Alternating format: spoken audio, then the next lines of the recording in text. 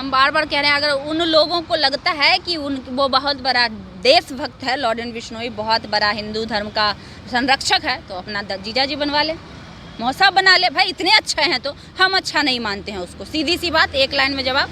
जिसको लगता है कि वाकई वो भगत सिंह है तो उसको अपने घर में एगो स्थान दे दे, उसका पूजा करे। हम नहीं मानते। भगत सिंह का पैर का धूल नहीं। कहाँ भगत सिंह कि देश की आज़ादी के लिए सूली पर लटका था, कहाँ ही क्रिमिनल। क्या हमारा। नमस्कार, मैं गौरव आप सभी का स्वागत करता हूं सीमांचल गौरव पे।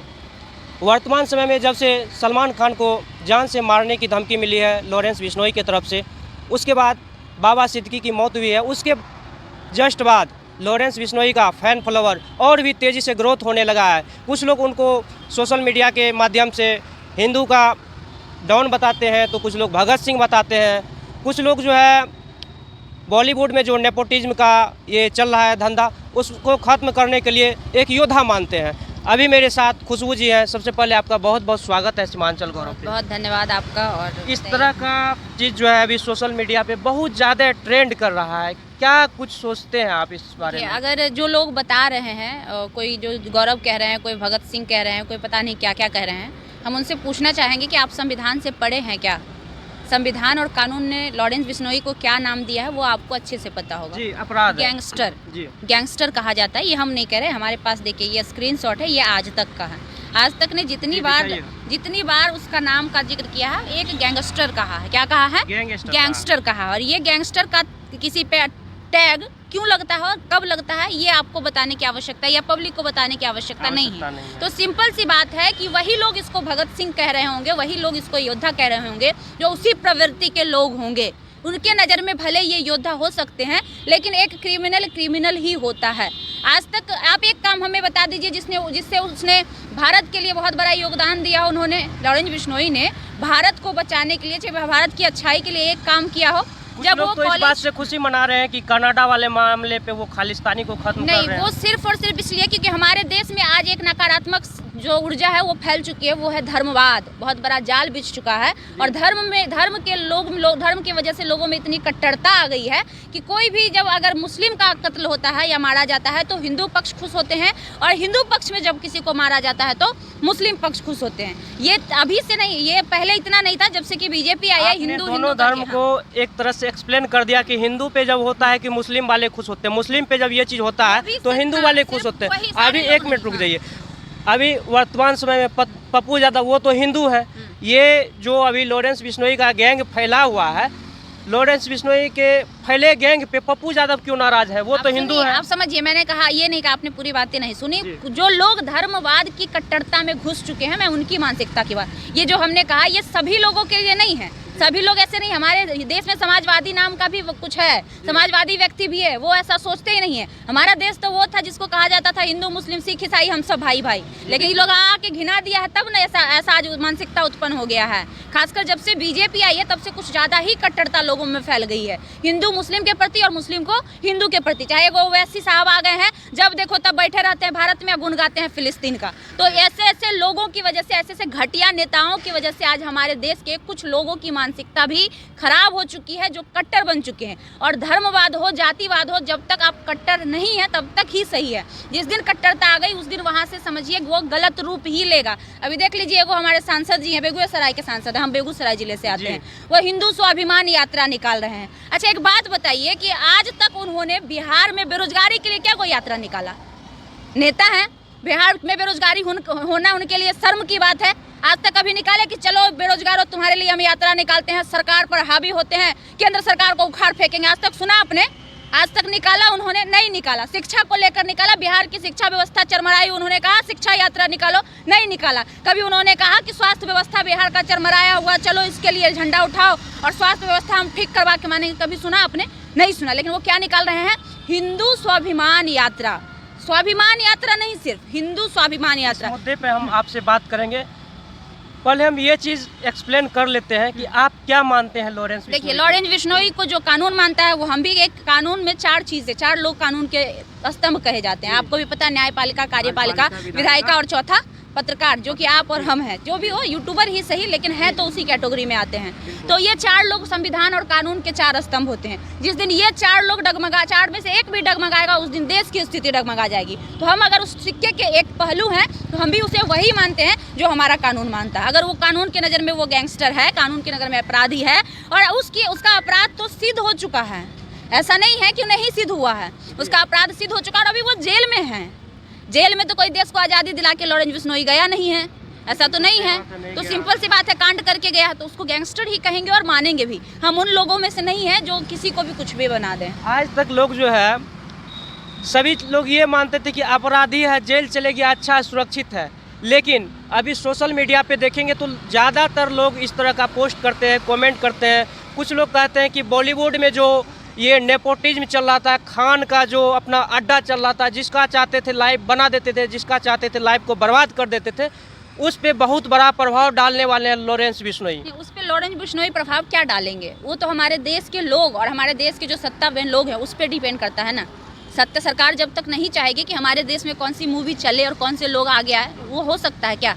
नहीं हो सकता ना। हमारे मूवी बनाने के लिए एक्टर तो चाहिए, के लोग ही चाहे। प्रोड्यूसर कहाँ विदेश से आता है कि भारतीय का लोग इन्वेस्ट करता है? अगर खान का वर्चस्व है तो भारतीय का आदमी ना प्रोड्यूसर है जो उस खान पे पैसा लगाता है। अगर इतनी ही सोच है तो फिर बंद कर दे, कल से सलमान खान पे पैसा लगाना, प्रोड्यूसर सब बंद कर दे। शाहरुख खान पे, जो नए हैं एक्टर, जो लोग हिंदू में है, उस पे लगाए पैसा। किसी ने रोक रखा है क्या? नहीं रोक रखा है ना, नहीं रोक रखा है। तो ये सब फालतू की चीज़ें हैं। और रह गई बात बॉलीवुड में नेपोटिज्म की, तो ऐसा कुछ नहीं। अमिताभ बच्चन नहीं है, वो मुस्लिम हैं, क्या कहा जाता है उनको? आप बताइए ना, क्या कहा जाता है उनको? बॉलीवुड का महानायक कहा जाता है, उनसे भी बड़ा कोई गोविंदा के बारे में क्या कहा जाता है? क्या है, हिंदू है कि मुस्लिम है, ये बताइए ना। तो फिर कैसे बोल दिया आपके नेपोटिज्म है, सिर्फ खान का बोलवाला है? गोविंदा ये अपने जो है शॉर्ट वीडियो में बोले हैं कि कई वक्त जो है हमको ऐसा लगा कि ये कब तक झेलना पड़ेगा, कि आगे बढ़ने के लिए ही नहीं दिया जा रहा है। देखिए, हर इंडस्ट्री में, ये सिर्फ बॉलीवुड इंडस्ट्री की बात नहीं, हम बिहार में है ना, बिहार में भोजपुरी इंडस्ट्री में भी ऐसा होता है। हम बिहार की ही बात करेंगे। हाँ।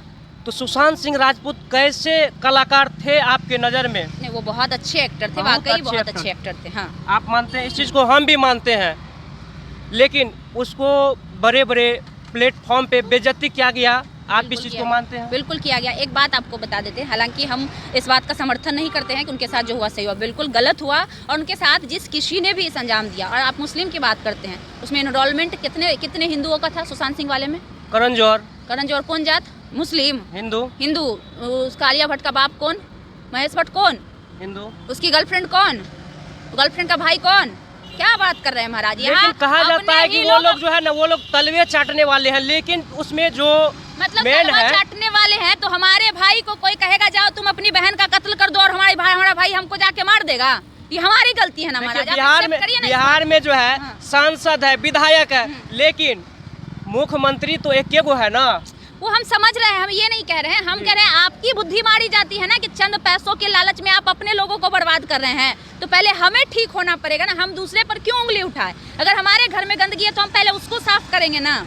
ये सब सिर्फ और सिर्फ राजनीति का एक पहलू है। कि जितने नेता आज बोल रहे हैं ना, जो आप कह रहे हैं जो चीज़, वो सिर्फ और सिर्फ राजनीति का पहलू है और कुछ नहीं है। यही नेता अपने बहन, बेटा, दामाद, भाई के बेटा के ब्याह में बुलाएंगे उसी स्टार को। जो नेता आज ये बात कह रहे हैं, हम आपको लिखित गारंटी देते हैं कि कल को अगर इनके घर में फंक्शन होगा ना, तो यही लोग उन्हीं खान को बुलाएंगे। बिल्कुल बुलाएंगे उन्हीं खान को, चाहे सलमान खान हो, चाहे जो भी हो। बहुत खान है इंडस्ट्री में, अभी विरोध कर रहे हैं, बिल्कुल उन्हीं को बुलाएंगे, उनके साथ बैठकर खाना खाएंगे। ये लोग सेल्फी खिंचाते हैं। ये लोग, ये सिर्फ और सिर्फ जनता को बेवकूफ़ बनाने का एजेंडा है, धर्म के नाम पर लोगों को बांटने का एजेंडा, और कुछ नहीं है। और लॉरेंस बिश्नोई कानून की नज़र में एक गैंगस्टर है, और वो वाकई गैंगस्टर क्यों है? पहला तो सलमान खान को धमकी दिया था। दूसरा बात, सिद्धू मूसेवाला जो हत्या हुई थी आज से 2 साल पहले, 1.5 साल पहले, सिद्धू मूसेवाला में जो आरोपी था, लिंक जोड़ा जा रहा है कि सिद्धू मूसेवाला जो है उसकी गर्लफ्रेंड को जो है वो मरवाने में उनका भी ये था वर्चस्व। अब लिंक क्या जोड़ा जा रहा है, हमको उससे बहस नहीं है। बहस इससे है कि उसका जो जिसको मारा शूटर था, वो एक्सेप्ट किया कि वो उसका कनेक्शन उससे है, और ये गलत है। ये कनेक्शन उससे, वो भी गलत है।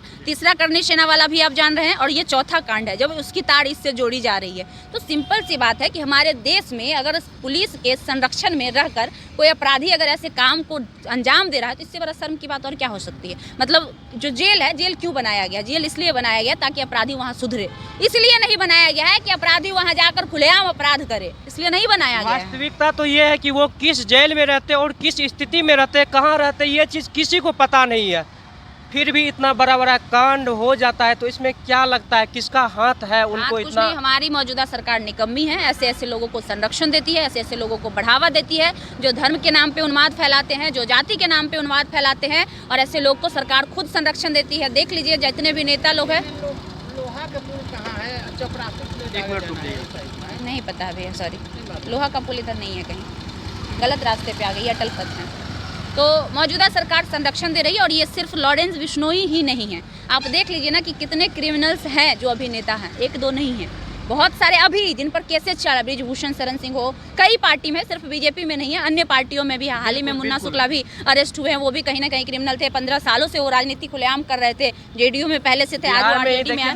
कई नेता है जिनके ऊपर आरोप है, हत्या के आरोप है। उधर अनंत सिंह को निकाल दिया गया, इधर आनंद मोहन को निकाल दिया गया। तो क्रिमिनल्स को पनाह हमारे मौजूदा सरकार दे रही है, सत्ता के संरक्षण में रहकर लोग कांड कर रहे हैं। सिंपल सी बात है। सरकार, कानून कौन चलाता है? सरकार के इशारों पे है। अभी बिहार में अगर कुछ होता है तो हम लोग क्या कहते हैं? नीतीश कुमार की गलती है, क्योंकि नीतीश कुमार जी के पास जो है वो है विभाग है, तो हम लोग उनका दोष देते हैं। तो सिंपल सी बात है, देश में अगर हो रहा है तो किसके पास जाएगा? जो है मौजूदा सरकार। बात कर रहे थे लॉरेंस बिश्नोई से, बीच में धर्म संप्रदाय भी आ गया।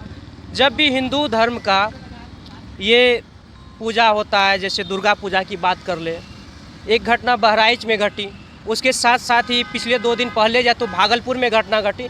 तो क्यों, कहाँ से ये पत्थरबाज आते हैं? देखिए, हमारे समाज में कुछ असामाजिक तत्व पाए जाते हैं। हमारा 5 उंगली बराबर नहीं होता है, वैसे ही हमारे समाज के सभी लोग एक जैसे नहीं। इस चीज़ को आप मानते हैं कि वो सामाजिक तत्व जो है, कुछ असामाजिक तत्व जो है वो एक ही संप्रदाय से है, इस चीज़ को मानते हैं आप? एक संप्रदाय के नहीं है, लेकिन एक संगठन के वो जरूर होते हैं जिनको स्पेशली उसी के लिए तैयार किया जाता है कि कहीं पे भी जाके दंगा कैसे भड़काना है। किसी सिख और किसी ईसाई का क्यों नहीं नाम आता है? किसी क्रिश्चियन का क्यों नहीं नाम आता है? आपने सुना है अभी तक? नहीं, अभी तक तो नहीं सुना है। सबसे ज्यादा भारत में राजनीति अभी चल रही है तो वो हिंदू और मुस्लिम पे चल रही है। इसके अलावा वो जो मेन दिक्कत ये है कि उनकी संख्या बहुत जो मेजर पॉपुलेशन है हिंदू के बाद मुस्लिम का ही है, बाकी सभी अल्पसंख्यक नहीं है। वही तो हम आपको कह रहे हैं कि उनका जो पॉपुलेशन है इन दोनों के कंपेयर में बहुत कम है। वो लोग बहुत कम है और अपने में सीमित है, वो इस तरह की चीजें नहीं करते हैं। और खासकर 2-3 जो धर्म की आप नाम लिए, उस धर्म को कहीं ना कहीं शांति का प्रतीक भी माना जाता है। बौद्ध धर्म को शांति का प्रतीक माना जाता है, सिख को भी कहीं ना कहीं शांति का। तो हमें लगता है शायद उनके धर्म के अनुसार उनको ये सीख दी जाती होगी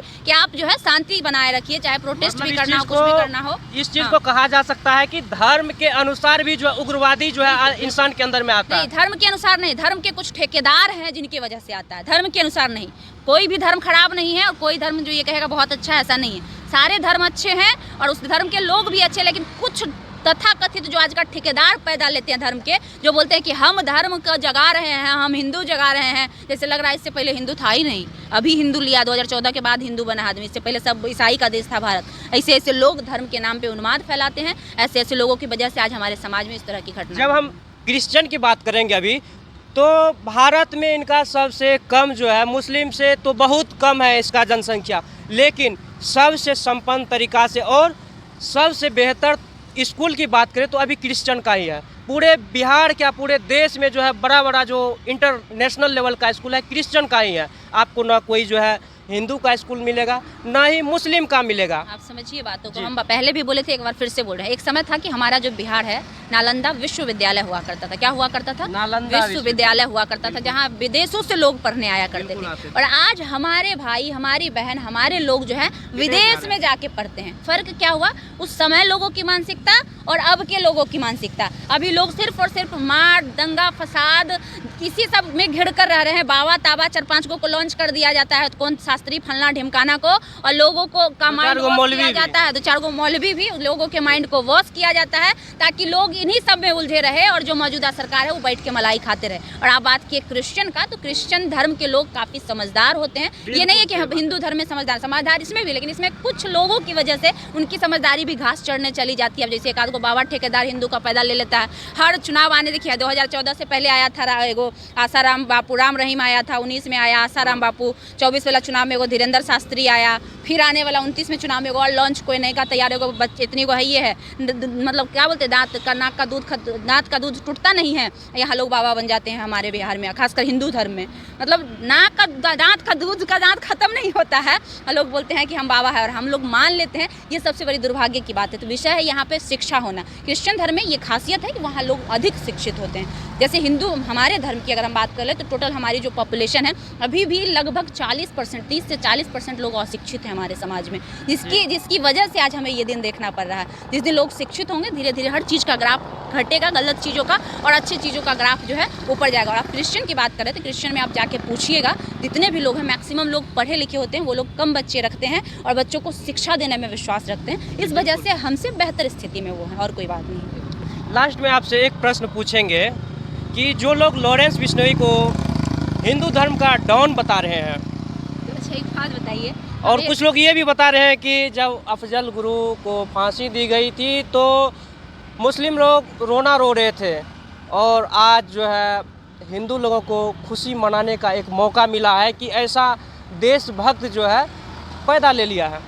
हम बार बार कह रहे हैं, अगर उन लोगों को लगता है कि वो बहुत बड़ा देशभक्त है, लॉरेंस बिश्नोई बहुत बड़ा हिंदू धर्म का संरक्षक है, तो अपना जीजा जी बनवा ले, मौसा बना ले। भाई इतने अच्छे हैं तो हम अच्छा नहीं मानते हैं उसको। सीधी सी बात, एक लाइन में जवाब।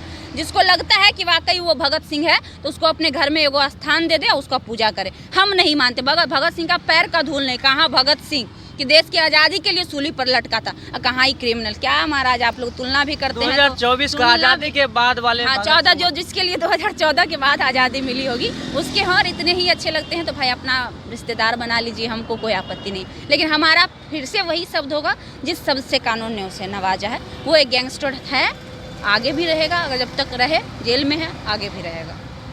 तो फिलहाल क्या कुछ आपने सुना, आप क्या सोचते हैं इस वीडियो के बारे में, अपना प्रतिक्रिया कमेंट बॉक्स में ज़रूर दीजिएगा। मिलते हैं अगले वीडियो के साथ, तब तक के लिए जय हिंद।